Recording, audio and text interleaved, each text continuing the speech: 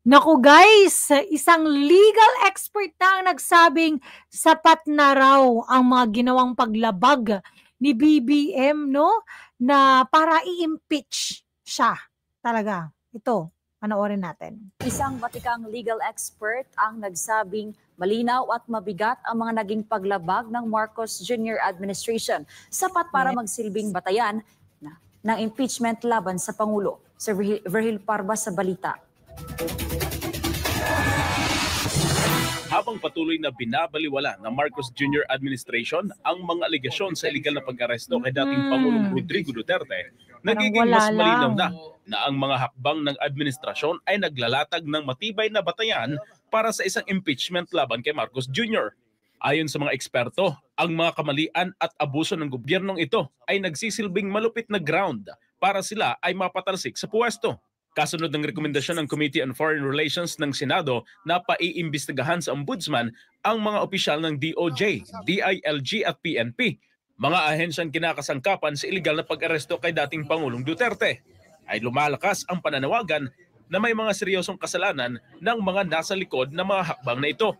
Pero ayon kay Attorney James Reserva, hindi magiging madali ang proseso ng impeachment dahil numbers game ang labanan sa politika. Anya, kailangang dumaan ang impeachment sa House of Representatives kung saan kinakailangan ang 1/3 ng boto, katumbas ng 103 hanggang 106 na kongresista. Sa Senado naman, kailangan makuha ang 1/3 ng boto o 8 senador upang magsimula ang impeachment proceedings. Sabi ni Reserva, maaring magpatalsik ang mga mambabatas ng kahit sinong opisyal sa gobyerno kapag ginusto nila, lalo't kung sapat ang bilang ng mga papabor dito. Kahit walang ground, on the other hand, kahit groundless, kahit pa, I don't want to see your face because to me, your face is unpalatable. May catch-all phrase kasi dyan ng yung kahit ano dyan yung betrayal of public trust. Kahit ano dyan, ipasok nila. Provided it is supported by at least 1/3. So maging articles of impeachment na yan.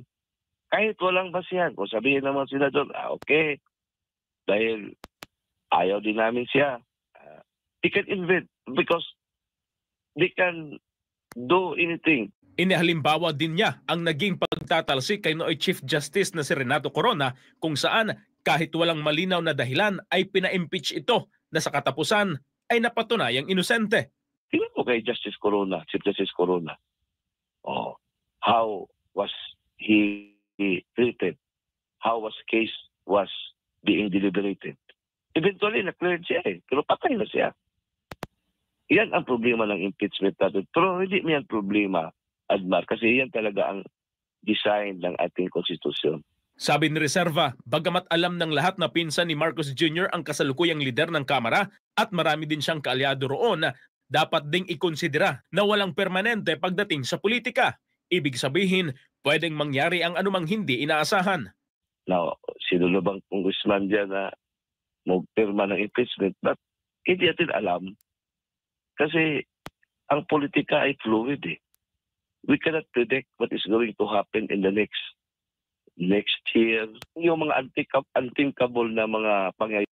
Pero para sa akin, kaya talaga alam mo yung nangangampanya si VP Sara sa mga congressman ngayon na alam mo yung sumusuporta sa kanya para sila talaga at manalo para ma-impeach talaga si BBM.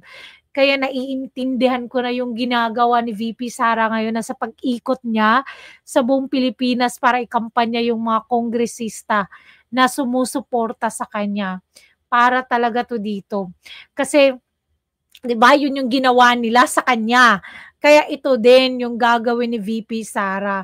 Hindi lang naman ito paghihiganti, ito ay yung pakikipaglaban para sa atin, guys. Kasi wala, sabi nga niya, 'di ba, wala nang 2028 pag nagpatuloy pa yung mga ginagawa nila ngayon. Kaya nako, kaya pala talaga umiikot si VP Sara kasi hindi to mafo-forward sa Senado kung hindi 103 yung pipirma. Kaya go VP Sara.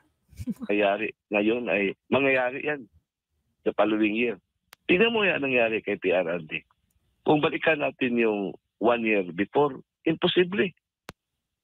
Ito nangyari. Ipininto ni Reserva na ang huling desisyon ay nakasalalay pa rin sa taong bayan. Anya, ang mga mamamayan ang may kapangyarihang magtakda ng hangganan sa mga ganitong uri ng galawan ng pamahalaan. Papayag ba sila o tututol sa mga hakbang na labag sa kanilang interes at karapatan?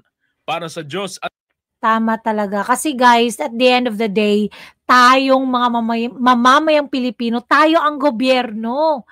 Mga tauhan lang natin sila, pero sila yung mas maraming pera, guys. Kasi sila yung pinapasahod natin, sila yung mas maraming pera. Naku, di ba?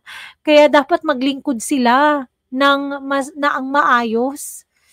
Kaya guys, anong masasabi nyo? Don't forget to like and subscribe to my channel. Bye!